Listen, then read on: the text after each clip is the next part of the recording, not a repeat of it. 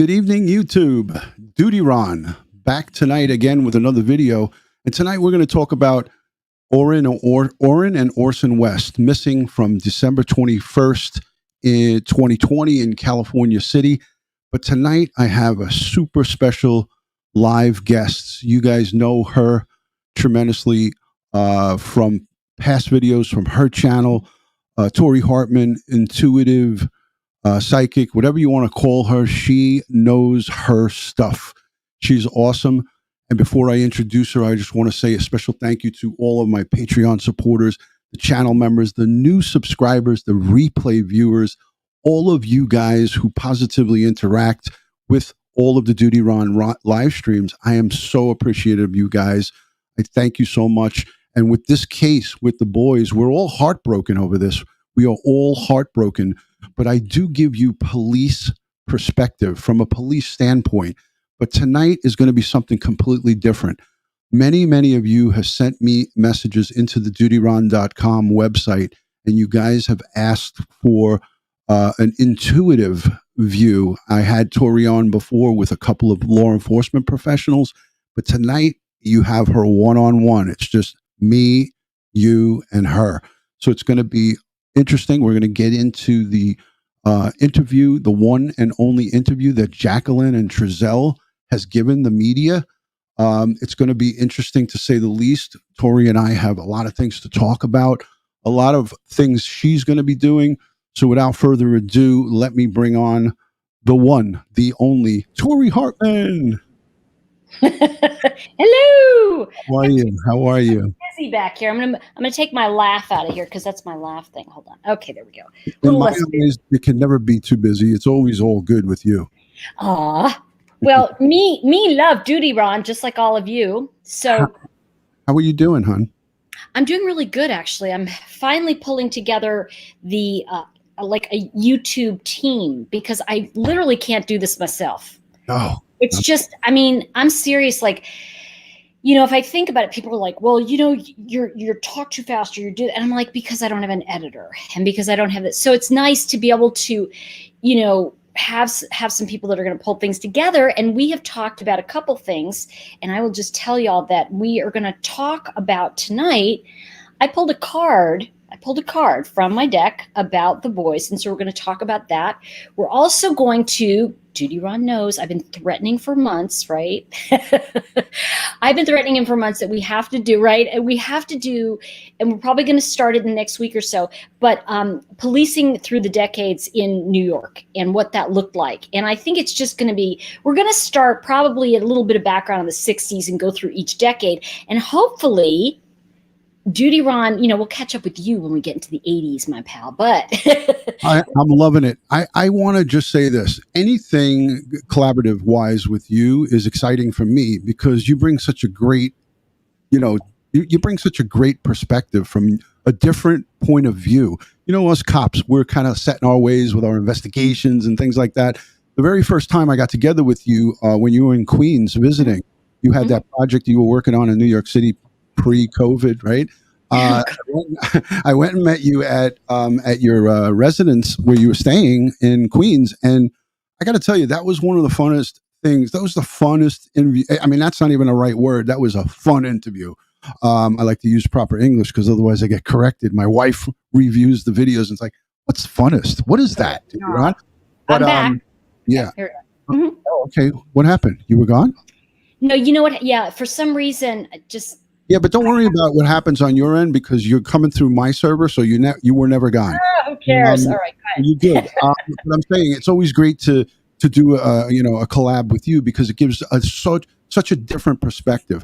And if you want, some of the viewers maybe don't know who you are, or they do because I've got a lot of new subscribers. A little background for the folks of how many years you've been doing this for a long time and how it all started for you with your, if you don't mind. I don't want to put you on the spot. Hold on, let me get the scroll out. Well, you know, it's funny because I just want to say, if you want to know what you're supposed to be doing, just try to hide from it. That's always been my theory. And I grew up in Greenwich Village, and before it was cool, and I had a crazy alcoholic mom and a dad who had jumped on D-Day, and came into this world at a time when tradition was just on its way into what was cool. Like it was leaving us. So I was a child of the 60s. So, and some of you may know that, but some of you may be familiar with that time period. Hello. So those of us that were children of the 60s, we really came in with some of the, I think, the old school ways of thinking. And I was a child of a World War II dad, and I was born in the 60s. So he was older. Now, the reason I'm telling you all this is because all my peers were Vietnam vet kids, right? So Right. I came from a World War II family. And so it was exactly. So when we find each other, by the way, those of us that have that kind of simpatico, we tend to get along really well. So one of the things that I recognized, and early on, my mother told me I had no command of the language and she had to write my papers. That's really my story, you guys. So she wrote all my papers for me and I turned them in. I always got like A's. And when I was 15, she died of alcoholism. And I didn't think I could write, so I had to work 5 times harder than anybody else. And I didn't have a command of language. I didn't know how to talk. Boy, was I wrong. But I had a lot of visions. And I think one of the things that saved my arse, if you will, was my imagination, that I could see things. And I didn't realize that it was a gift until later when I would say things, oh, you don't have to worry about that. You got this check coming. And sure enough, the check would come. And I was like, something's going on here. And it was my dad who started to depend upon me and what I was going to tell him. Am I going to get that audition?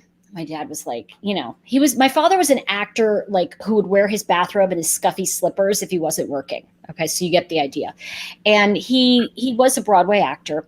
And I'm telling you all this because I came from I want to say a mixed hodgepodge of what landed in New York in the 60s. And a lot of people came to New York in the 50s and 60s to find their dreams.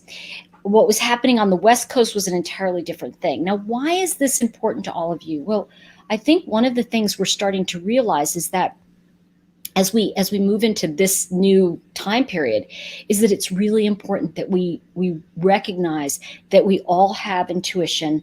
It all comes from somewhere. So it's going to be rooted in a time period that's familiar to you. And that may sound odd, but when we talk about the different time periods, there are actually people today, I know it sounds hard to believe, there are actually people today that have no idea that there was not a cell phone before, I want to say late 80s, right? I mean, when the cops had to make a call, you had your radio, but if they, those pay phones were watching the old Law and Order, right? Right. So my background basically became, I did not want to be a psychic sitting in a corner, oming and telling you your future. That's never been my thing. I always felt that you have your own answers. And what happened to me was I had a near-death experience. And when I came back, I had voices talking to me and I was like, oh, this isn't going to be good. And there's a whole long story about that. But to make it shorter for all of you, I've always been fascinated by law enforcement. I've always been fascinated by crime and why people think that way and how they think that way.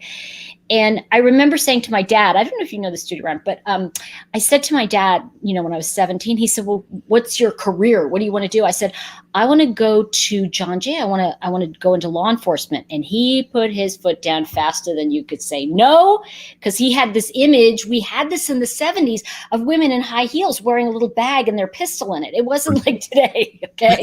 And I think a loving, protective father comes into play. A man who jumped on D-Day, a military man.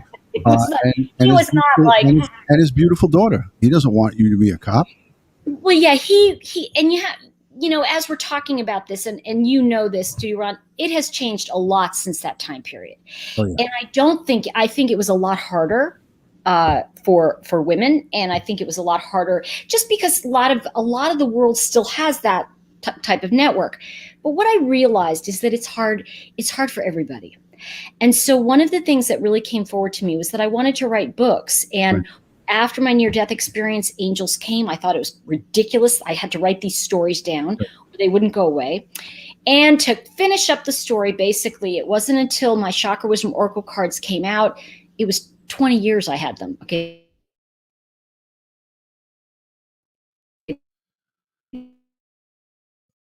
Okay, so we're having a little bit of technical difficulties, but she'll be back. I promise. I promise she'll be back. I'm not sure if it was on her end or mine. I know that you guys can still hear me, so I'm gonna just quickly pick up while she may or may not come back. I think she will. She has been having troubles with her internet. For those of you who are joining in, we're talking about the boys, Orrin and Orson West. But we are more importantly talking about the interview that the parents, the adoptive parents, gave. And we're going to get Tori's intuitive side. And she is given a background of her history of how she became, or how the gift of intuitive, the realm, how it happened. So she was just about almost wrapping up that story. I'm hoping that she can maybe go out and then come back in. Tori, you might want to try that if you're still listening to me. Maybe go out and then come back in. But so that's really what she was trying to give you guys a background of, what her life was about and how she became or how she noticed her gifts. And we're going to get into the interview when she comes back and joins us. Okay, there she is. She's back, I think. So when she comes back, we're going to get into the interview with Trezell and Jacqueline. This is not a law enforcement side of broadcast. This is completely exclusively intuitive, psychic intuitive side with Tori Hartman. I did this especially for you guys because I got so many inquiries on the website. So Tori seems to be back. I think she's back. Hi, T. Hi. We come in and out. That's what we do.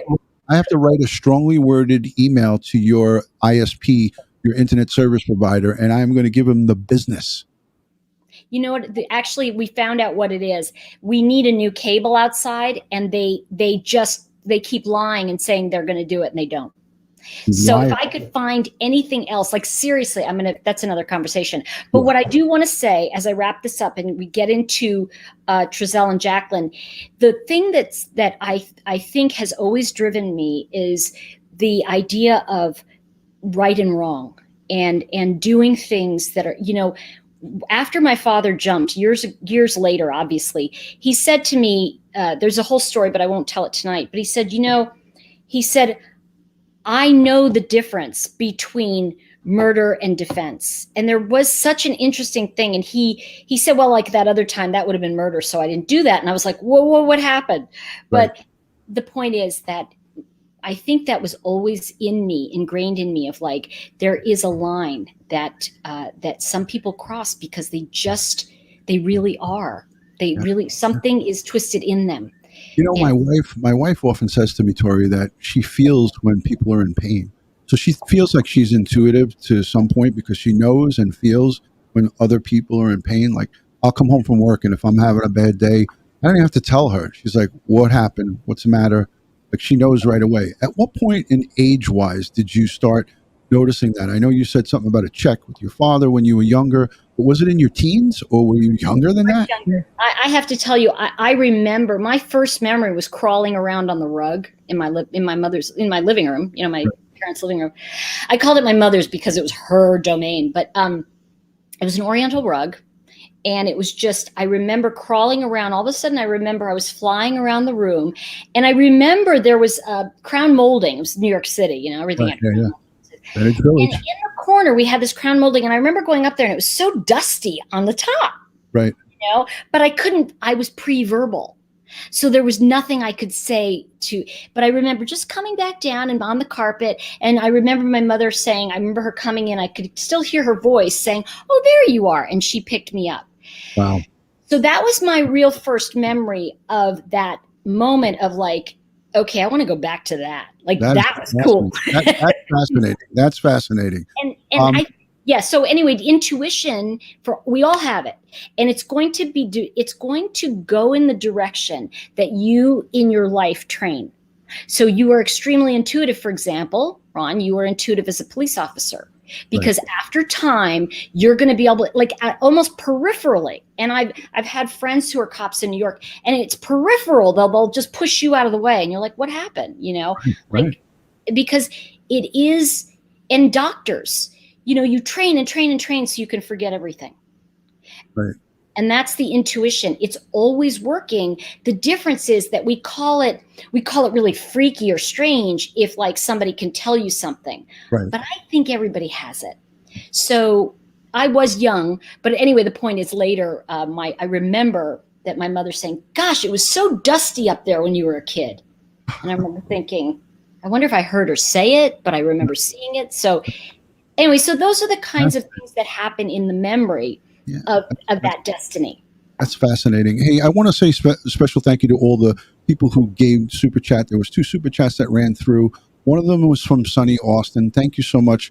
She says, "Hey, DutyRon, hugs. Nice Tori is on," with a bunch of hearts and hugs. I'm sending you love, Tori, from all the ladies and gents here. Thank you to Farmwall Fanatic and Paul Peck Drywall and all the great ones that are in here. There's so many. I just can't mention you all, but I've been watching the chat. I want to say hello and thank you to everybody. Paul Peck Drywall is a 150,000 plus subscriber channel. Everyone go over and check him out if you want to learn how to fix your drywall. He's a great one. Oh, awesome. I have questions. Don't leave now. Don't leave now because we're about to get into it. Okay. This first 15 minutes was giving you guys background on Tori. And I thought it was important that you guys hear and understand where she's coming from and her gifts that she has and what she has to offer to you. So for those of you who have been putting in the chat, are we going to talk about the boys? Tonight is going to be an analysis, if you will, from Tori and myself. You've heard it from me several times, but Tori Hartman is going to give. Tori, would you like to just play this video in its entirety, or you want me to stop it at certain times when you're on it? Would you like to do it that way? Yeah, you roll as you roll, and I just want to answer this one question, empath intuitive, to give you an idea. Even in law enforcement, I can describe that. You're going to see, if you look at people who are profilers, a lot of profilers really have a sense of being empathic, and even homicide detectives, they have to step into the crime, right? They have to see how the different roles are played. And so in a sense, an empath, and I tend to be empathic, we also can be intuitive. And so as we step into that role, if you think of a profiler, right? As they step into that role, they're seeing traits that are coming, that are like, almost like, and that was the early stuff with some of the profile books that probably you guys read as well, but I love them. And I think that when we look at beat cops, we look at them as being, and I want to say it's instinctual. It's not so much intuitive, because instinct is what is the survival instinct, and it's very different. And I want to say, in police officers that you meet, like you, Ron, you're going to look at somebody who has developed both, but because his wife is so empathic, as we know, he's going to rely more on that instinct. Like, do I need my gun? Where somebody else will go, should I do this? He'll instinctually know when he needs it, or instinctually know when things happen. And that's what you develop so that's an idea of how law enforcement kind of works. Wow, that was a great explanation. I never knew it to be, I knew it generally in the overview, but that was a great explanation. Thank you for that question. Let's move into it. And the reason I asked you, Tori, is I want to make this so it's most comfortable for you to give your analysis. So I don't know if going through the whole thing, because I'll just go stop now if I need you to. But yeah, that's what I'm asking you. If you want me, seen it, okay. So I think what we're going to look for tonight, and this is what I want to ask everybody to look for when you're looking at this video tonight. What I'm going to suggest you do is I'm going to ask everybody to just breathe and drop your shoulders, let your brain go, and I'm going to ask you to just go into that state of calm and observation. And I want you to just observe anything that is outside of the words. So just notice things in this, because you've seen this video, right? This is such a different way of looking at it. So I want you to look at it as, take a look at what they're wearing. Take a look at what's around them. How is the energy in the background? Who are they looking at? How are they positioned? Look at all of the energy. Okay, so just take a breath. And so when Ron turns that on in just a moment, I'm going to invite everybody to just be the observer. almost in an altered state, like just very calm, but not what they're saying so much. You'll hear the words, but look at how it's coming out. I'm ready when you are, Mr. Ron. Let's do this. Ready, ready. All right, we'll leave we'll stay a little small screen on the side, and then you just tell me when you want me to stop it. Okay. I got my ears open, so here we go. We just want to thank everyone in the community for all the support we've seen. We've felt so helpless, and seeing everybody out here really looking and helping out really means a lot. So that big deep breath. For me, this is the only time I'm going to stop it on my behalf. You're fine. For me, I got from that, and this is just now. I got from that he was taking that deep breath in, like, oh my gosh, we're doing this. Now, I could be completely off or completely wrong about that, but that was my intuitive feeling of like he was dreading this. Yeah, it's really interesting because, I'm looking at this just through this intuitive thing. I mean, what I picked up, this is going to sound strange, but I see the garbage behind them. It makes me wonder if garbage pickup and if that's some message, because if you remember early on in the first one, I talked about taking them out like trash. So I noticed that the recycling in the background, because blue is the recycling can. So that's just an intuitive hit. And so if I bring that forward with what I'm looking at here is that there also was a neighbor in the background behind them who just didn't even look. He wasn't even, in other words, he was not even looking up at them. Did you see that? I did. I got confirmation from somebody who lives in that neighborhood. Those were contractors working there. They were doing work behind them. So those people, the reason they didn't look at them is because they were doing work at that home where see that white pickup? Beyond, they were working inside that gate at that home doing, I don't know what kind of work. They said painting or some type of stuff like that. Let's let the rest of it roll. That was just my feel right there. That was my only thing I saw. Yep. Energy. All right, let's let it go. So, tell us what happened the night the kids went missing. Okay. From our yard. Okay. It was cold. I was gonna make a fire. It's a lot of wood in this area right here next to our house. I opened up the back gate. I'm throwing wood, bringing it inside the house. My wife's inside. She was actually wrapping gifts, so we thought it was a good idea that our youngest two would go outside and play with chalk on the back patio. Do not let them go on the dirt in the backyard and keep them close. So I was playing with chalk, and I came in the house. I saw them there. I went in the house. I came back out. I didn't see them now. I immediately went back in, asked my wife, did you see the boys? She said, no, they should be outside playing with chalk. I said, well, I didn't see them, so I came back outside and I started searching my backyard. I searched the whole thing. I realized that I left the gate open and I panicked, came inside the house, searched the house, me and my wife. Once that hadn't pan out, I got in the van. I looked down the street, both directions. It was getting dark, getting cold, and I got in the van and I hit a bunch of corners. I went down this street. I turned my light on. I searched. I called their names. Talked to a gentleman on the street on the other side over there. He didn't see me. Hold on. Pause. I'm. You know what I'm really getting from this is that I was watching her and I saw her brows are furrowed, which makes sense, But the other thing that I'm getting, somebody said she's clutching her chest. I think she's trying to hold the microphone there. Something. I'm not sure what she's holding there, but there's microphones right in front of her, a whole rack of them. Okay, because then she's all right. So then what I'm picking up from her as she's doing this, she started to nod as he was talking.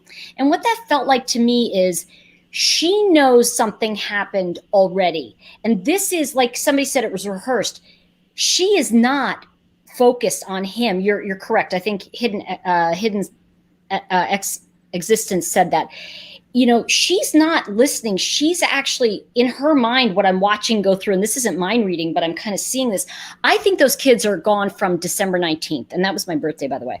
So I'm really picking up that it was December 19th that they were that they were gone. And it's almost like I'm watching her go, yeah, you're doing good. Like, okay, we're on target. Okay, we're doing okay. That's kind of what I'm picking up, like, and then she's, obviously she's moving. And that's such a tell for me. It's, yeah. And I think his energy, what's really interesting is that I really feel he comes from a decent family. And it's just very odd, which we could talk about in a moment. But I want to just wanted to say that about her. Like, every time there's deep lies or story that she wants to make sure he's telling it correctly, her brow furrows. It's very interesting. Did you see also too how she led the story on? Yeah, she started it. She said backyard.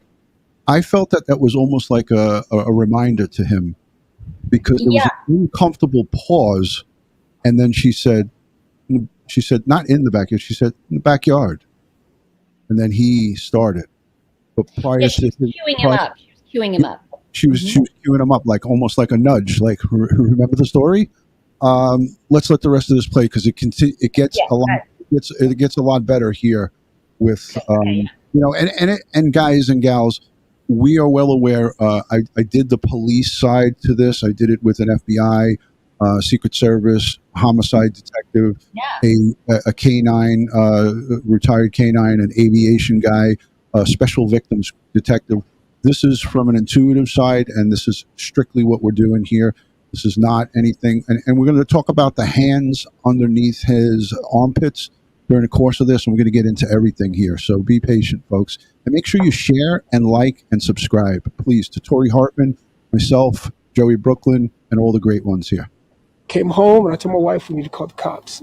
It's getting dark and I need help. We got to get going. So I called the cops. Cops came.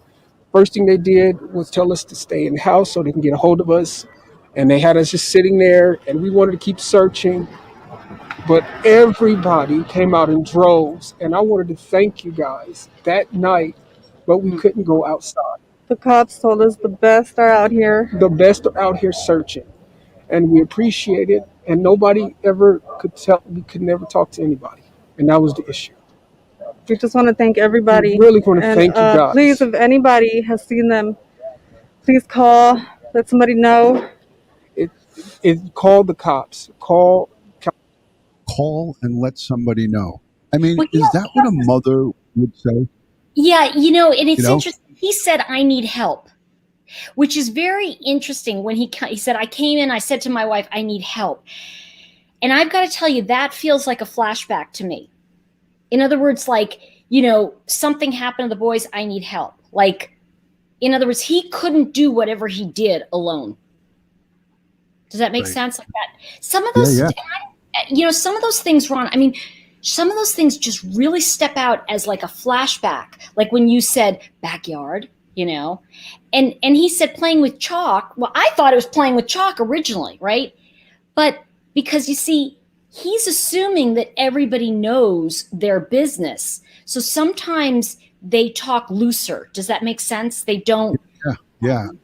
Because if you're trying to make up a story, you're going to start, And I think that's the thing, is that they have to use pieces of truth. And one of the things we can listen to when we do this, and by the way, I'm curious if y'all are now go back to that state and stay with us in that state. And I want you to kind of do soft focus I'm going to let you finish, Ron, but I think do soft focus and now watch them, continue to watch them from your intuitive side and see what forward. Go ahead. Excellent. Sorry.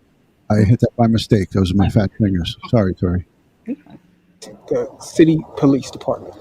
Call them and let them know what you've seen, if you see anything. Our boys, they are going to be rambunctious, okay? They are going to be. What was that? They're going to be rambunctious. Yeah, I mean, it's kind of what he's saying is whoever has them, they are not going to be controllable. So he's trying to distance. I feel like he's trying to distance himself by saying they are rambunctious. Like he's telling someone to distance. That's what I felt right away. yeah, the clearing of the throat. What comes up for you on that, Ron? Because to me, you're choking on your own words energetically. That's what I feel. Yeah. And this is not from a police standpoint. This is from my insides. He's telling me that he is bound up and that he is so nervous right now that that's like pent up energy, nervous energy. In other words, when you have somebody in an interview room and you've got them against the wall and they know that they're screwed. I said the F word. They now all of a sudden become tense. You see the legs start shaking. You see them tense up and making those grunting noises. I can't tell you how many perpetrators who came into my interview room with me and my partner, and they would say, I absolutely didn't do this. And at the end, when we would get them and get them in their lies, they get caught up. How they get just like this, where they're, and they're mad at themselves. And I feel like that's what I'm getting from him, is that he is so nervous and so mad at himself that I think he knows that the story is hogwash and is not making any sense. And he's trying to justify, like, hey, this is how my kids will be acting if you come across them, or coaching along a perpetrator that has their kids. Like, what sense does that make, that you're going to tell somebody who grabbed your kids that they're going to be rambunctious? No, it's supposed to be, my kids are out there, and if anybody has them, you have to return them. And I'm going to look night and day. Yeah. That is the extreme opposite of what these folks are about. Well, and there's something else you said in the first one, and I want to kind of underline this. We know he's holding his hands for a reason, right? We know just from, and you know this from law enforcement, people who hold their hands like that, it's kind of like they're trying not to do it, show anything. They're trying not, because I'm expressive. I'm like, Yeah, but what's interesting is, well, when you have a partner and you look at, if you think of it this way, energetically, a marriage partner is your mirror. So one's yin, one's yang energetically, right?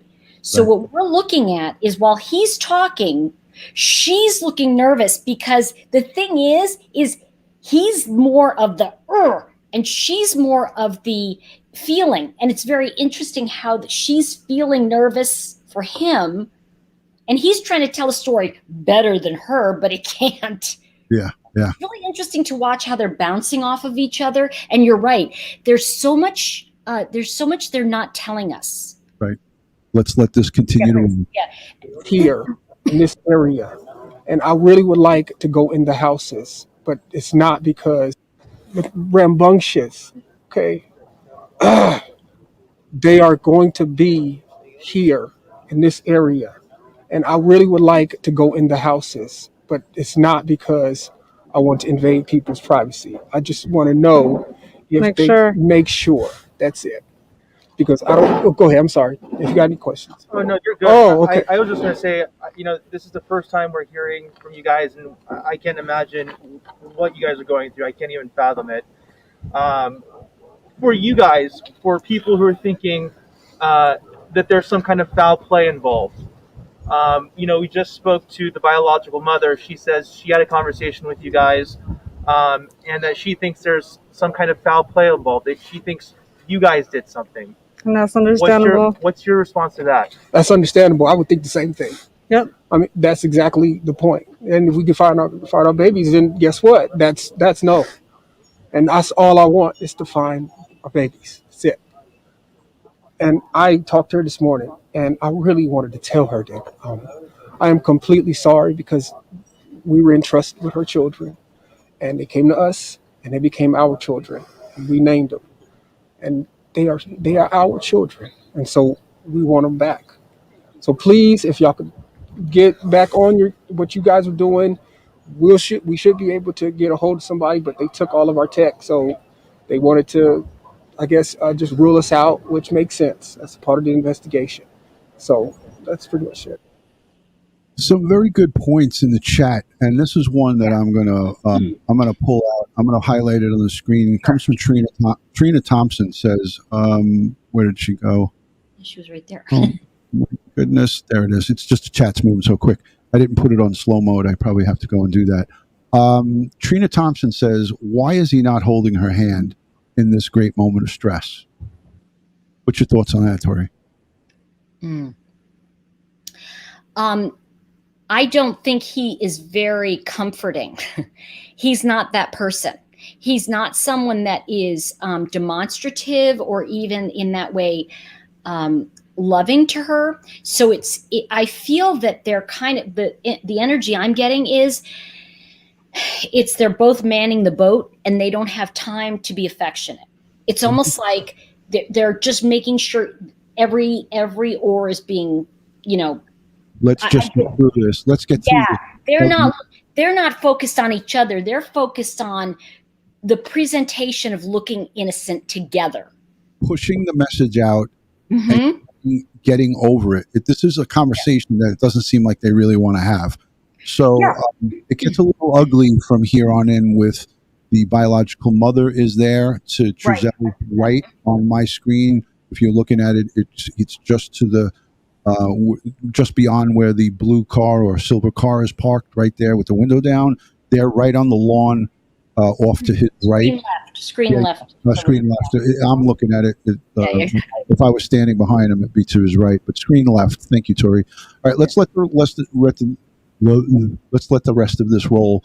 You guys are bringing up great questions and great points, and we'll come back to them. Have you guys, you talked to the police all last night? Yes. What? This was So fascinating. you guys willfully gave them your Everything. technology, Yes. the car. Yes. Did they get how did they get a search warrant? Did you I guys? No don't see idea. why they got one, but they got one. Yeah, we would they have let them didn't take need one, anything. but We would have let them take everything. We let them come in and search with us. We asked them to come do that. What did they take? Just tech. And that's it. Like our phones. From the house today. A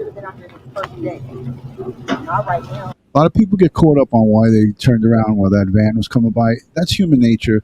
The car's coming behind me while I'm giving a press conference. I'm going to look too. I wouldn't think too much into that. It's a white, it looks like a vehicle that would be doing maintenance in the area. But these reporters, I want to say that I believe it was Perla and Bayan Wang, maybe another one from a different station. But Bayan Wang and Perla was there, and these two one-two'd these folks. If there wasn't a disturbance, they would have really got more information out of them, and I talked about that.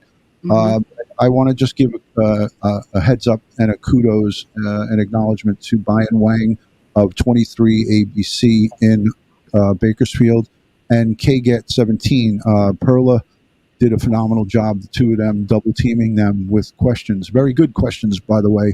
And, this thing just really unravels here for them because what happens is the biological and all of her crew that are there, the auntie and all the rest of them, rightfully so, they lose their mind and it gets out of control here. I'll let the rest of it go. Do you have something to talk? No, I'm just listening. Okay, sorry. Oh, well, we'll tell them take everything. We let them come in and search with us. They took more than just asked tech, them to by come the do way. that. What They did they took take? 40 items, Just or 46. And that's it. Like our phones. From the house today.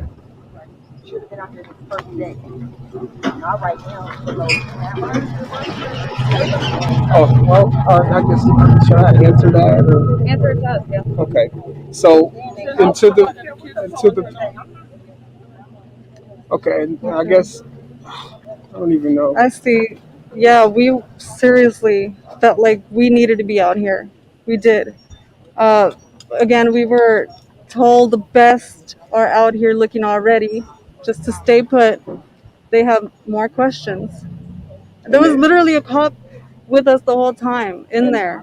He had sitting down. We would ask, can we go help? They had to sit Said down. nope. He said, no, we got the best out there. So We it's need you not. guys here in case we have more questions. I don't want you guys thinking we don't. didn't try. We actually We looked tried. before we called the We looked, police. yes. And I imagine the mind-boggling part is the search for information. What happened? Where are they? Yes. Et cetera, et cetera. And And just so we are able to present the information correctly, at what time did you guys notice your kids went missing? And at what time were they reported missing to the police?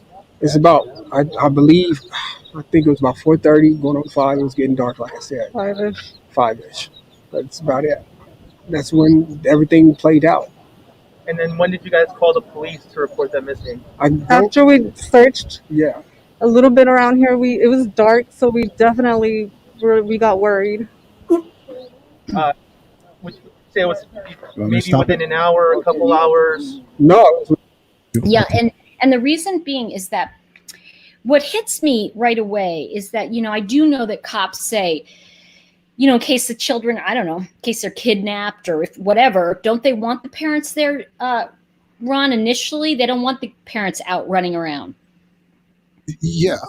Well, I don't in know. the I'm initial phase, yeah. In the interview phase where we have to collect evidence, right? You know, the evidence. I'm not talking about actual things, but Right. detectives, investigators, and responding police officers, they want to get complete pedigree. They want to use that opportunity to get children's items of clothing. You know, maybe a hairbrush or a toy. Show me their room. You know, take me through your home. There would be, you know, there would be a lot of notes being taken by responding police officers because don't forget, Cal City only has 13 cops. So I this, thought it was 6, yeah, and Judy. no, it's 13. They have Okay. 13. I confirmed that with the chief. They have 13 sworn members, and that includes the chief. So 12 police officers, maybe a supervisor or two, whatever the case may be. There was probably not detectives immediately on the scene there because I personally, when I was on patrol, I took missing person reports as a patrol officer. So these are some of the things that we would take or ask for, you know, and make observations. The first officer on the scene is always called to testify at grand jury, at trial if something nefarious was to happen. Let's say, God forbid, the worst case scenario comes to fruition. The very first officer on the scene is going to be what the prosecution calls forward first as their first witness. So the first officer at the scene is going to look, see if there was anything peculiar. Was there a Christmas tree? Were there, in fact, Christmas gifts that she was wrapping? Does everything about their story jive? So, but I don't want to get into the police part because we're talking intuitive. No, but I think it's important just to bring that up because it's kind of like, you know, initially anyway, the idea that I feel that they're trying to, you know, insinuate here is that children were kidnapped. And it's very odd to me, like, because let's face it, toddlers don't just, I mean, a 3-year-old, how far can they get? You know, let's just be realistic. But on the other hand, and I think if Spirit Tarot, I don't know where she is, but she said something in here. She said, I don't think they did it. And it was like, you know, I'm looking at this and I'm thinking, I feel very strongly that they are definitely covering. Now, if it's not for each other, it could be for someone else. But I do feel as I look at them, something's not jiving. I mean, look, they look guilty. Okay, I'm not gonna, but something's hitting me that is like, you know, I would even look at the only, and I wanted to say this from the beginning. You know, I know Trezell has a white van, right? Because we talked about it. We talked about his van that he has, and we know that he was in how can I not security, right? So it seems really odd to me that that there's something odd going on with these two. And I don't know what they're hiding. Like, I don't know right this moment. But there is something that came to me earlier, which is if they did it, they're going to be the type of people that can't help but go by that scene. So I'm sure that the police officers, and I want to say that I'm sure they're like watching them or what have you, but I do feel like it's almost like they keep going back to the scene because it's like there's two ways of looking at this. Either they're really crazy psychopaths and they like are getting like happy when they go by these dead body kind of things, you know, that kind of thing. Or they are scared the children are going to be uncovered. And so there is like, I feel like these kids, and this is an odd way of saying it, but I feel like that energetically they're close to the surface. And when I say close to the surface, it could just be that I don't even know if we'll find bodies. I mean, I really, at this point, obviously, it could be just, you know, remains. But something that is really coming forward to me is one of the things that, if we remember, the thing with I remember with Chris Watts was they had that on his car, you know, that they could follow from Andarko. They had it on the truck. Right. And I feel like that van of his was showing up at some pretty suspicious places early on. And I don't know. I know somebody said there was a sighting of the boys on the 21st of December or something, but I just feel like they were, and this is really strange, but they were gone from the 19th. That's what I keep hearing. Yeah. So energetically, it feels to me, this is a show. Y'all know this is just a show, right? We're getting that this is a show here. And I don't know. It's almost like he's trying to act like he's innocent. Does that make sense? Like, and there's such a push of that. And I really feel that he's rehearsed in it. Rehearsed not so much with the dialogue, but with how to look innocent. Yeah, I'd feel the same way, you know, like that kind of thing. But I don't know. I don't know if it was somebody related to either one of them that they're helping or hiding or something. It just feels like there's itch bomb, money's coming. I just feel like something around them, and there is a tie. There is a tie to where that truck has been parked. And I do feel that it is not. I love when they said this too, Ron, this came up to me, is that I want to go in everybody's house. That just seemed like odd to me, right? So it's like, in a way, I would say that if I was innocent, okay, I would just go, I want to go in every house here, get out of my way. But I wouldn't just stand there and do nothing. I'd be knocking on doors. Yes, I agree. And there's so many different opinions on things, but I appreciate your intuitive view here, and this is coming straight from your feelings. So, you know, fact, know? No, it's not fact, but this is coming from your experience with this. So that's what this live stream is about. So let's let the interview continue. We're almost done. Yes, and I want to talk about the grandparents too, because I had some hits on that. Okay. So with our search, it was within minutes. It was not. What do you guys want people at home to understand? This is good. About this situation for them, you know, even speaking about what you guys are feeling is difficult. What do you want them at home to understand about this whole situation? We're going through it. It's difficult. I mean, everybody's making their own their own conclusions. They don't know anything. We're not sure like everything. We're not sure. We said what we knew, and if anybody has seen them or anything, please call the police department. Would you be willing to provide pictures, or do you have any? I have older pictures. All my newest were on my phone. Okay. And those pictures never came to fruition, at least as of yet. Well, the other thing that just hit me is as she was talking, it's like, wouldn't you say, please bring them home? I wouldn't say call the police. I would never say bring them back to me, right? And they're too common. Please call the police. Why would I want you to call I want my kids back. See, it just seems to, and I'm getting truth bombs.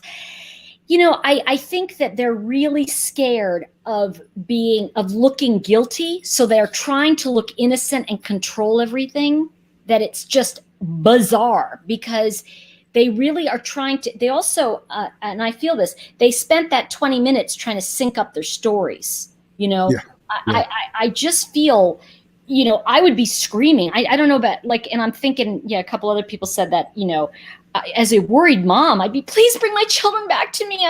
I love them. I miss them. You know, it's like, right. Yeah. And there was a question that came up, and I don't remember what it is, because when I'm in this kind of state, Tasha said they're too comfortable. I think that, you know, the other thing that I'm just fascinated by this too, and this may sound odd, but how far are they from the how do you say, the reporters? What, 6 feet, 7 feet? The reporters have that 6 foot plus COVID distance from them. So what's coming up for me is, if I have people 6 feet from me and I'm wanting to find out, you're going to see me take off the glasses come off. I'm going to go look, and I'm going to plead, you know, I'm not going to have my face covered. I don't care what's going on in the world, guys. If it was my child, or if my dog got kidnapped, God forbid, right? Yeah, here's the question that was on the screen. Yes, and that's a great outlandish history. That is, I picked up some stuff about the family as well, so we could talk about the grandparents. We're going to get into that in about 2 minutes. I just want to wait for that, but I do think that there is something. I don't believe the grandmother believes that they could have done it, but here's actually, yeah, it is a reverse psychology. I think who said it? Janet's. Oh, it was. I don't know. I think it was Janet said it. It's going so fast. But the what I want to say about these two, though, I've got to be honest with all of you and say this. Look, would you cover your face, okay, if you felt that somewhere your children might be seeing you on TV? I mean, what if they're sitting in somebody's house, right? I would want my whoever to see me pleading. I wouldn't have my face covered. I don't care if I got every freaking disease that was going on, I would pull that mask down and I would say, please help. But you see, both of them are protected with that mask because they get to hide behind it. And I think energetically that is the masking of something. And there is something very odd about the biological mother and how she lost those kids. I mean, it's just there's something not computing, because I think there's more to the story than what she has said, because I only heard a little bit. Right. I don't know her story. All right, I'm going to let this continue so we can continue on with this. And if anybody has seen them or anything, please call the police department. Would you be willing to provide pictures, or do you have any? I have older pictures. All my newest were on my phone. Okay. That was A Perla. lot of people are speaking of this as, after the math, past tense. I want to talk about your kids in present tense. What kind of boys are these? Tell us about the boys. Very playful, very rambunctious, and they do love to wrestle. They do love to kind of get rough with each other. Kids. They're kids. Of course, they would love to go out, but so during the pandemic, we weren't trying to go, out here. And so we stay inside. We stay inside until we but I decide let them to out. go Unless it's 3 degrees out, then I let them out. It's like, this makes no sense. Doesn't make any sense. Well, this is the thing, is that I think that the funny thing about Trezell is he does have like, and this is going to sound odd for me saying this, it's almost like when I looked at his eyes, he does have concern in his eyes, but I don't know if the concern right at this moment, right, because he's masking his stuff, I don't know if his concern is for those boys or himself. Right. And I can't, because it's so... let me tell you something. Whatever's going on here is well camouflaged, and I just, it was when that grandmother spoke too. But I want to go ahead. We're gonna go into that. I'm gonna finish this up, because then the rest of it, the rest of this is just them getting yelled at by the biological. I'm not gonna show that. Yes, we did. We searched before we called the cops. Right now, they're fielding questions from the people on the front lawn there, the biological family. That's what we were saying. What time did they come up missing? They came missing right before it got dark. And then we called. I searched that property. I even drove around this neighborhood right here. I even talked to a gentleman on that side, one of those streets over there. I said, "Did you see some little black kids?" You go that way looking for them? That's the way I was gonna come. But when I came back home, I decided to call the cops because it was dark. They couldn't have got away that fast. And why did it take 2 people to go in the house and leave 2 kids out here by themselves? It should have been 1 parent going in and 1 parent right here watching the child. That's the not 2 parents going in the house and leaving 2 little kids out here by themselves for 10 minutes. No, they were in the backyard, and the back gate was open. Out the backyard. And the back gate was open, and I was getting wood from this lot here. So you guys been unresponsible and left the gate open, left some little kids outside with the gate open. All right. Sorry, you guys were talking about your boys who you're, I understand. For a mother's intuition, I know you were saying, and we'll get your names after this, but you were saying how you feel like they're in this area. Do you feel This the is same very way? And what is the intuition? What is the sense you get? What do you think happened to your boys? Do you think someone took them? Do you think they're lost? Do you think Yeah, they may have- definitely. I definitely know they're not walking around. They're not that kind. They do not just roam around. You know, these patches. They definitely, I think, definitely would have been picked up or something. That was my assumption. Have they ever taken off out of the yard Nope. before? No, Nope. They've never taken off. no. You guys are new to Cal City, right? Yep. How long have you guys been living here? It's 3 months. Yeah, I agree. Trezell does The sound. reporters, the reporters are trying to reel it in because they see that the It's gonna interview get- has it's now gonna been get taken ugly. over by. It's going to get ugly. Yeah, Right. So let's happening. Yeah. let's let this finish and then we'll talk about that last bit. For the kids, and y'all got neighbors that say y'all ain't even came out looking for no kids. The neighbors went out here. We were looking. We were looking. I'm just saying, bro, it's crazy, bro. I got kids of my own. Where do you live? Them little boys that y'all raising, them is my I biological understand. family. I understand you, I brother. don't leave kids Oh, no, outside. And bro. I understand. I have 3 9 and 4 year kids. olds. I have 9 kids. There's There's outside in no the backyard way that I was I'm watching. gonna leave my kids unattended, 3 not and even 4 year for a olds. minute. Like, That's the aunt. The Right aunt. there. Remember, I She's said saying the she has aunt early not- on in our first thing. Yeah. Yep. But she's saying that she has 9 kids. Let's just hear what she says here. Yeah. Sorry. you sit here. I get. but, like, We not get a that. person We in get your it. heart, bro. They were in the We backyard. feel You it. don't even look like you worried, But man. you said the I've- gate. I've So been- why would I've been okay, going y'all know through it y'all all finna, the y'all few know y'all days. finna go inside the house, right? Y'all are foster parents, right? No. No, we're well, y'all adopted adopted parents. them, Yeah, right? they are Okay, children. shut the gate. Go in the house. Why did it take both of y'all to go in the house and leave them outside by themselves? I understand And that. y'all know the haven't gate was why open. haven't y'all been out with the people around this neighborhood looking with the kids? We, Because we already told already on said camera. that. We I already didn't told see y'all on camera. no cameras last night. I No. didn't even see y'all out here praying with them people. Them people was out to take care of my nephew. Not this, not supposed to happen. I understand. Y'all was supposed to take care of my nephew. I understand. You act- if anybody's watching at home who knows anything, or if somebody who has these kids, if they're watching, what is your message to them? The message has always been as soon as possible, call the California City Police Department and please bring our babies home. And that's that. That's one of the reasons why we actually didn't want to This do is this. the reason why. Because the we bio were families. under orders to stay in the house and stay because they're going to need to. She called them the bio family, and she's pointing at them. This is one of the reasons we didn't Well, want to do this. she's not just pointing; she's grouping them together. If you notice, her hands Right. are kind of like this, so she's grouping them. Those people, she's putting them in a group. Yeah, and look at the way she's looking at them, like with disgust. Like these are the people that are the biological family. I mean, that in itself is a whole nother level of disrespect and lack of empathy, they should be hugging those people, and they should be, well, granted it's COVID, but they should be showing some type of emotion towards them, not But look at trying to the aunt, okay? Look at the aunt. She has no face mask. She is right there in it, right? So she's a good example of how you would respond if something was wrong. correct. And there's one other thing that just hit me, and I'm getting truth bumps. They both said, no, these kids aren't walking around, right? They both kind of said, oh, yeah, like the idea of someone took them, which would be the only real thing I would actually believe if that was the case. But if that was the story.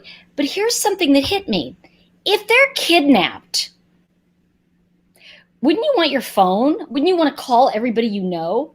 How come I would be on the phone with everybody, but the cops took their tech.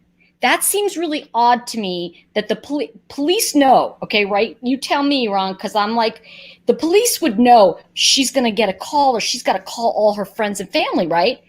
No, they took their tech, which means the police are onto something that we don't know about yet. And I think there's something Bingo. because they would never take their tech. They took their tech because there was something that was not right about it. Right, exactly. And if these were people that were being forthcoming and forthright and open and honest, then the police would have let them have their phones. They would have actually said, "Let me see for the current picture. you keep your phones, you work on this, you call who you need to call.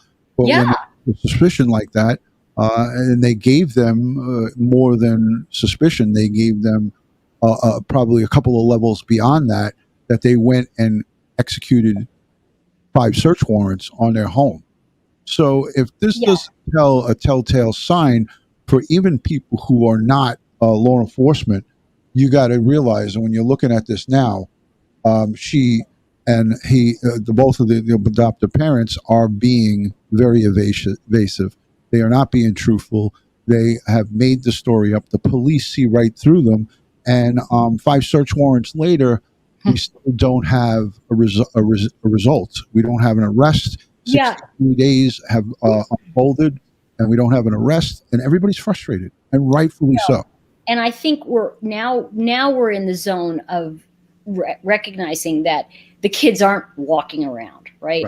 But there's something else that's really bothering me as I'm watching this, and that is that I just need to say, and I somebody said it too. I think somebody Noon. I don't know which one you are, but it was something about blaming people, right? And I want to say, I'm not so much concerned about blaming these two. I'm more in the place of I want to find the kids. I don't really care. If these two are lying or not, in a funny way, this is going to sound terrible. It doesn't matter what's coming out of their mouth, because we need to focus on where those boys are. And I'm getting truth bumps as I say that, because, listen, I hate to say this, but sometimes people steal children for a good thing. Right? Because they want to have children. So they steal these children. And I think one of them is deaf. Am I correct? Do we have one of the kids that are deaf? Yes. Okay. Because I feel like it's very interesting, because they were talking about wrestling and they were talking about rambunctious. But it's interesting to me, neither one of them has said anything about, please know that, I don't know if it's, which one is deaf, but it's like, my child is deaf, and I would be telling everything so people would know, please don't sneak up on them, he's deaf. So there's things that seem odd to me if you're really wanting your kids back. So as I look at this, and energetically, they know those kids are gone. They knew those kids were gone when they told the story about the back fence. And the fact that he's getting wood from across the street, that doesn't make sense. And I'll tell you why it doesn't make sense. Anybody who's ever had a fireplace knows that it's you don't just go out and get some beautiful piece of wood, okay?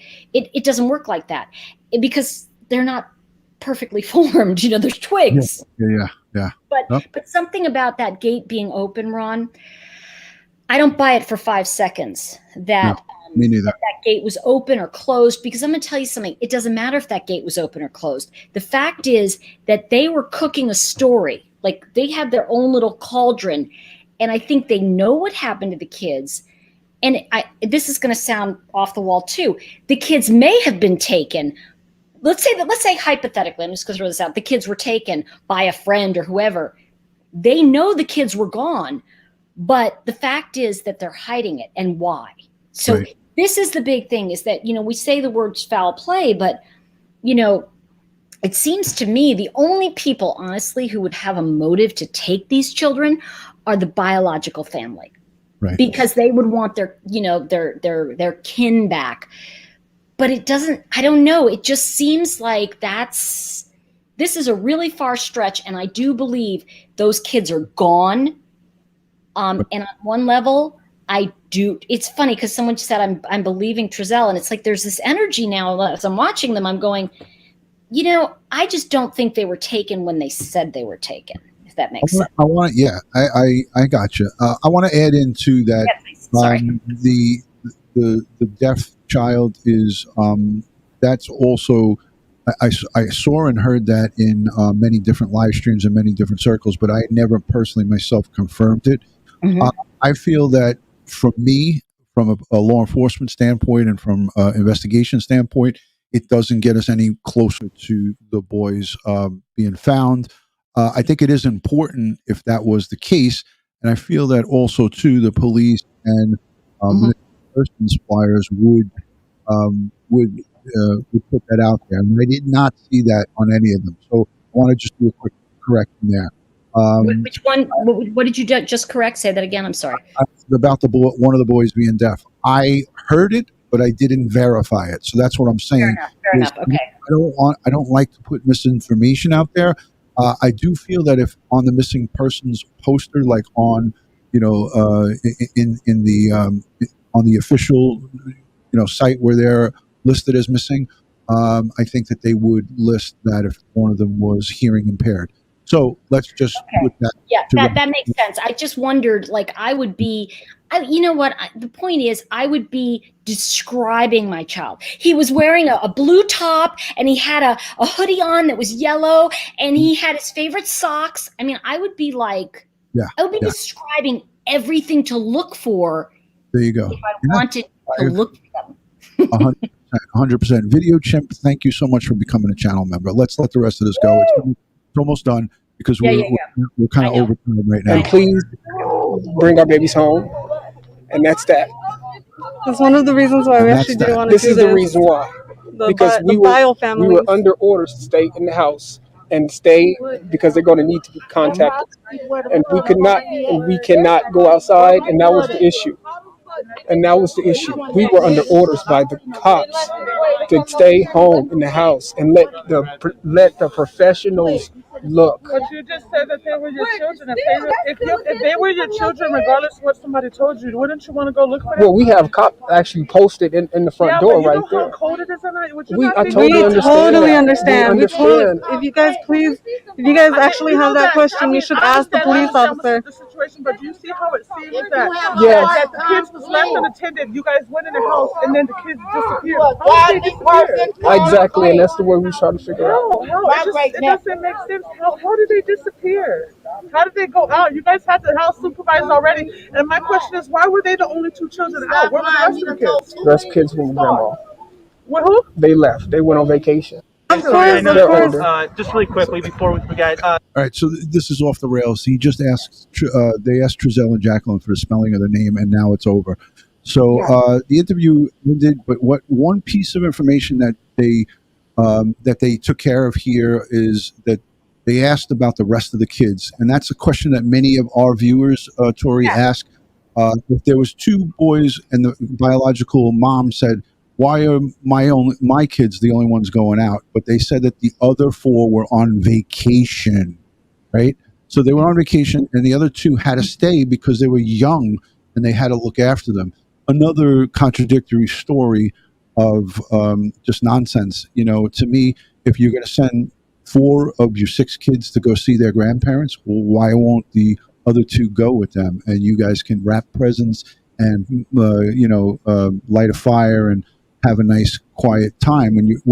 What parent is sending 4 of their 6 kids over to see grandma and then keeping 2 rambunctious kids back at home? So the whole thing, unless grandma doesn't want the rambunctious. See, this is something else to keep in mind. I've seen this happen. I have a friend her mother does not want one of her kids over there because it's like, so if they're rambunctious, and that just doesn't sound like a word that's coming out of Trezell's mouth, I'm gonna be honest with you. Yeah. It would be something a woman would say. A grandmother would go, "They're very rambunctious, I don't want them all day." I could see that if, I'm just saying that, sometimes Nana has had her fill of like, it could be. By limit. Yeah, it could be. You could be right. I could be wrong. But at the end of the day, I mean, I look at all of everything that they've put together and what they've force-fed everybody in this interview. My point is that if this didn't go off the rails with the bio family, and emotions are high, I'm not finding fault in it. If they would have remained calm on the sidelines, those reporters would have asked more questions, and that could have been used going forward in finding them, catching them up in their story a little bit further. So it was counterproductive to cause a ruckus, but emotions are emotions. And ladies and gents, when you're a parent and you love your children, that's what happens. I probably would have had to been subdued if I was there. I'm surprised that the biological family was able to stay, I would have been like, you would have seen like, what is that thing that just flew through the screen and took them out? It would have been me, Let's jump into the grandparents interview. Yeah, I wanted to talk about her.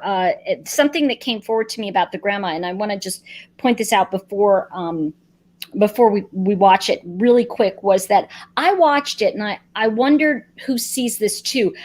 I think the grandmother, let me put it this way. I spent my teen years with a Black family. And so grandma, okay, she knew everything. She knew, and I don't know how she knew, okay, but she would her back would be to you and she'd go, don't do that. And you're like, how did she know I was going to do that? But this is something I see a lot in because they are they've got radar, right? And so what I want to say about that is that this grandma, I think she does not want to believe that her baby, Trezell, would do anything bad. And that's one thing. I think she knows there's something hinky, as they say. But I also, when I looked at the picture of the whole family, this is a really they're close. Do you know what I mean? They're all close in the picture. Nobody's standing off looking sorry for themselves. And it just seems to me that this close a family, somebody knows something, because these two are too secluded. They're pushed off now to the side. So energetically, I think that grandma knows what's going on. And I think she just doesn't want to. So watch how her face is kind of tight with it. It's interesting because they're talking about being attacked as well by the media and threats, which we can understand because people are insane now. But still, it's very interesting. Go ahead. I wanted everybody. I don't know why. Yeah. Okay, you're fine. Oh, I gotta stop. Hold on. Okay, sure. While you're doing that, I'm just because he's gonna start something here. Right, yeah, I guess the way I have screen shared over here, I'm gonna stop it for a second. Sure. Go ahead.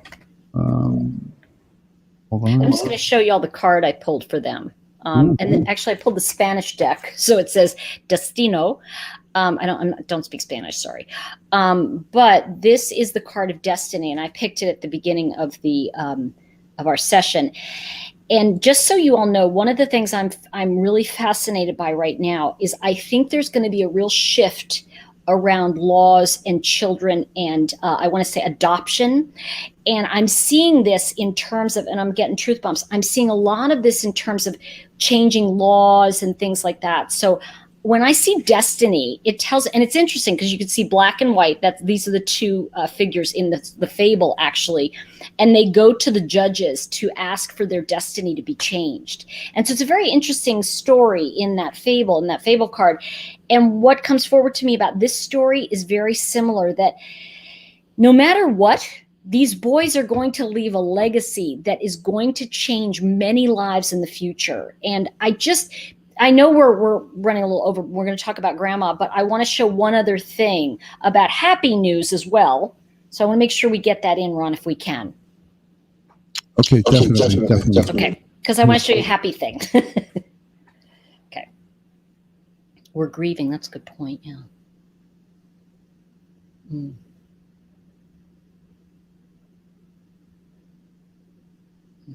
Are just before Christmas. News now on the mystery disappearance of two brothers in California. The boys vanishing from their backyard just before Christmas. Father's family saying they've been receiving threats ever since. Here's ABC's Zareen Shah. Tonight, the family of the adoptive father of two California city brothers who vanished, 4-year-old Oren and 3-year-old Orson, speaking to ABC exclusively. I just know that they were really good parents as far as I was concerned. The family now saying they're being targeted by members of the public, showing up outside their home, not to support them, but to accuse them. The fact that people are gathering outside of our homes and making us a target is demoralizing. Authorities receiving over 2,000 tips and now using imaging technology to search Trezell and Jacqueline West's yard. They adopted the boys in 2019, the parents saying they last saw them in their backyard late December before they vanished. Came inside the house, searched the house, me and my wife. Police suspecting foul play, but they have not named any suspects or persons of interest. The family urging people to not rush to judgment. And it's like the people don't realize that we are grieving, we are hurting just like they are. A reward from multiple parties, including the family, increasing to $120. All right, so that was about it. Yeah, and when she said we are grieving just like they are, it was very interesting because it's like she didn't say somebody bring our grandchildren back. Right.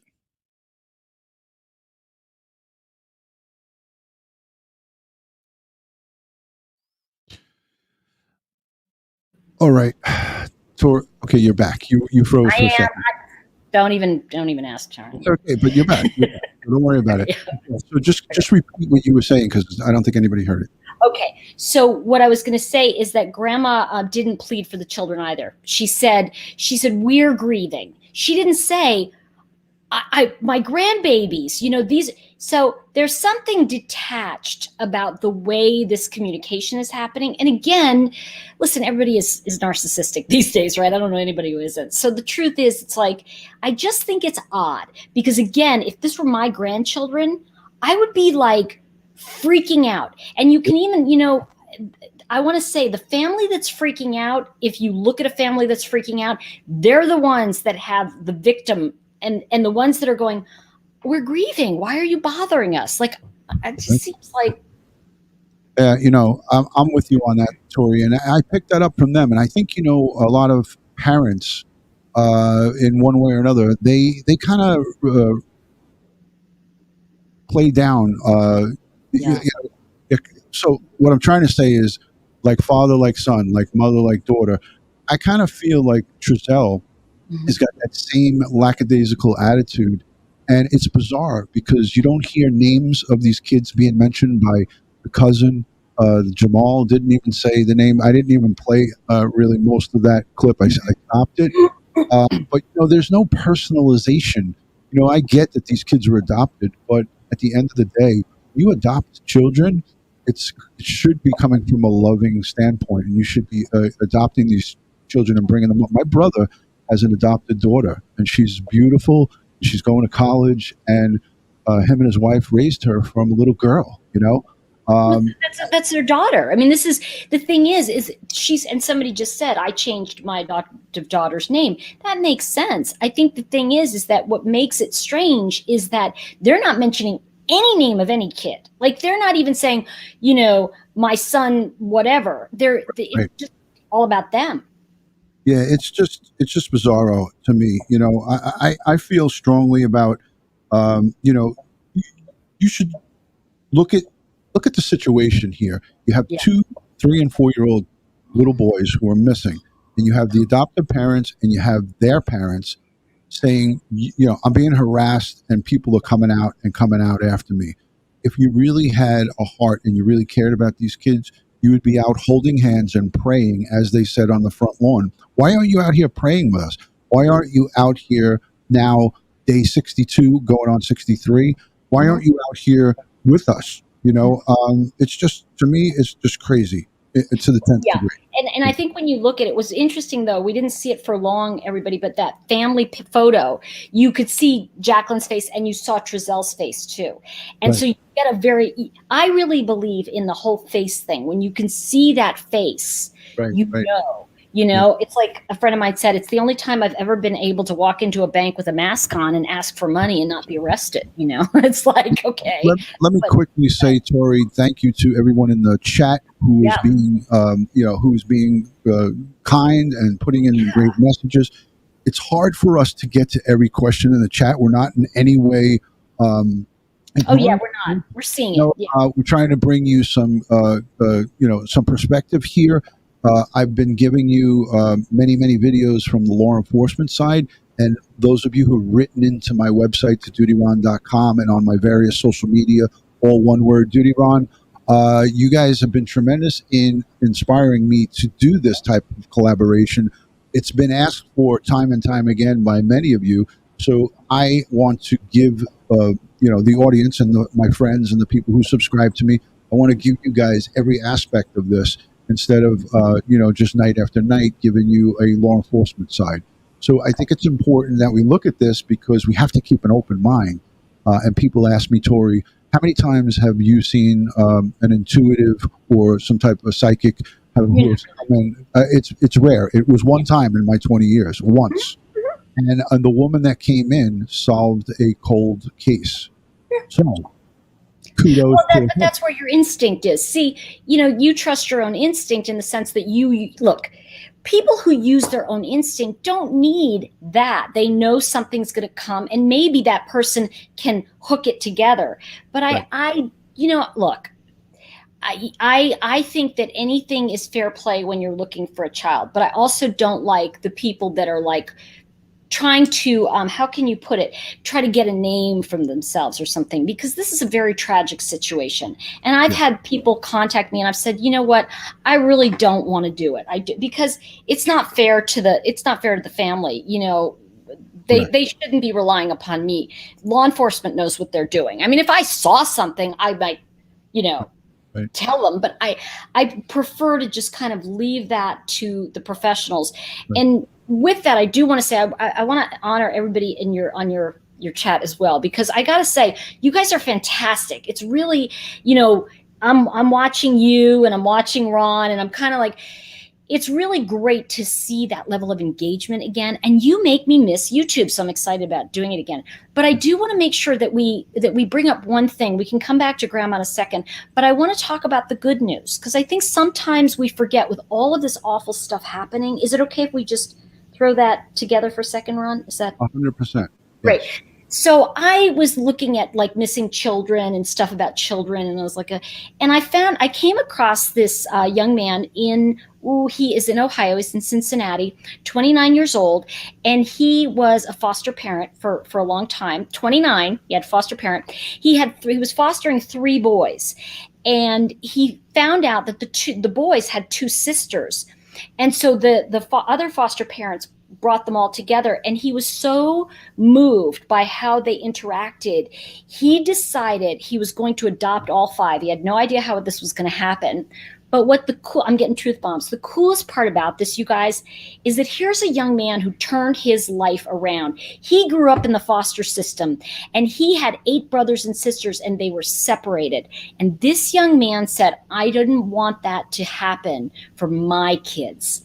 And if you get a chance, you can Google it and find the where the judge is talking to him about his children, and it'll just bring tears to your eyes, because it's, here's this young man who, because he wanted to change history. And it reminds me that every one of us at every moment, we can change the way things are written for us. And to me, that's kind of what this destiny card is. You make your choices. That's what that's about, is that, we go where we can be of service. And, I was writing this stuff for my new website, and one of the gals who I'm working with said, will you talk about God in there? I'm like, yeah, of course I believe in God.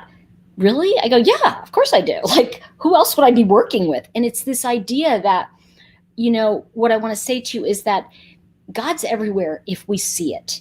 And that young man has just changed the lives of those 5 children who will always have each other because of him. And he was talking about the 10-year-old when he first brought them together and adopted. He was saying she was cleaning up dishes and giving her brothers and sisters cereal. And he said, no. You sit down, you're the child. I do that. And it was just, he knows the role of what a parent is, even though he was denied that. And sometimes we have to remember that we may be denied certain things, like we may be denied health, or, a roof over our head at times, or the love of somebody who we love. But no matter what, we can really change other people's lives by just sometimes listening. And I think that's something I really want to leave you with in this thought of, like, there are people out there doing good things. And I want to hats off to all of the adopted parents who are on here tonight, and those who foster and take wonderful care of children. And here, this with Mr. Carter here, I think it's just a wonderful way to say that this is something that law enforcement can help us with, in the sense that they also they also really supported this family, and somebody has a GoFundMe for it, and they've raised enough money for a house. So I just am very pleased with this, and I wanted to just share that with you and kind of say that, you know, sometimes things in life do have a happy ending. And I want to say that Orrin and his brother, oh, is it Owen? I'm so sorry. Orrin and Orson West. All of a sudden, it's like I'm going Owen because Owen's my dog who passed. But the brothers, no matter what, they have a legacy now, and they're in our hearts. And so no matter what is going to happen going forward, we must change these adoption laws. We must be more protective of the children. And that's something that I think this will help us with. So, you know, it's not helpful in that way, but we can look at people whose lives have turned around because they made a choice that was different, and to really help people and be of service. And saying be of service, you know, Ron has spent many years of his life being of service to the public. And this is something that he's getting to give back in a way and get connection with you guys and recognize that, you know, the world isn't always a horrible place. And that's really a wonderful, wonderful gift that we get from our law enforcement people. So I want to say that they go out every day and they're of service to us. And we have to remember that there are good people. So that's what I wanted to share. And thank you so much, Tori, and kudos to you for your support of law enforcement, your support of the military. Your dad jumped at D-Day, the sacrifices that your family make, and what you give back to the YouTube community too. So I am honored to be friends with you, and I thank you for those wonderful words. You help so many people over the course of time, more than I'll ever know, because I've looked back at some of your YouTube videos from 12 years ago, some from 7 years ago. So I've looked at your history, and you have been long time helping people grow and better themselves and have better, you know, feelings about their own self, and a lot of really wonderful things. So you've had a lifelong, commitment to man and womankind. So God bless you. Thank you, Tori, for being here. Thank you. I want to encourage people to subscribe to Tori Hartman. I have her channel linked down below in the description. I'm going to also link her second channel, the Woo Woo channel, right? The Woo Woo. So everyone, I don't know what the name is yet, but okay, so I have the link. So I didn't put your main Tori Hartman channel down there because I don't want people to go over there. You're okay there. We want to build up her second channel. It has under 100 subscribers. She just got 100, little over 100 today. Good. Let's build that up to 300 after tonight, folks. Everybody, after the end, go into my description, look at Tori Hartman's link that I have down there. That's her new channel. Go over and subscribe to that. And if you're feeling misty, go and subscribe to her main channel as well. You might be misty a little bit. I don't know. But I'm not putting it in. I'm not putting it in until a day or two goes by, so we can boost up the your new channel. She's full of she's full of good stuff, guys. Go and check her out. I want to say a special thank you to my Patreon supporters, my channel members, and the wonderful people who are a part of this DutyRon community. You know, we have $2,000 of a reward for Sincere and Classic Orrin and Orson West. I've pledged $2,000 of my channel money to that reward, making the reward $122,000. We will probably be upping that to $3,000 after probably tonight. So I got a phone call from one of the reporters, the KGET, Perla, called me today to confirm that we have donated, put up that money. It is up there, and it is there, and no questions asked.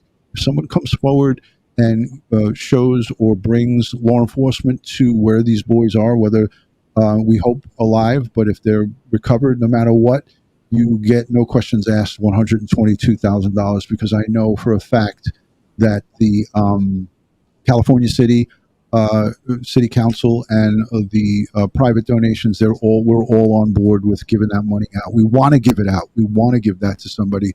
So please, I encourage you to call the tip line.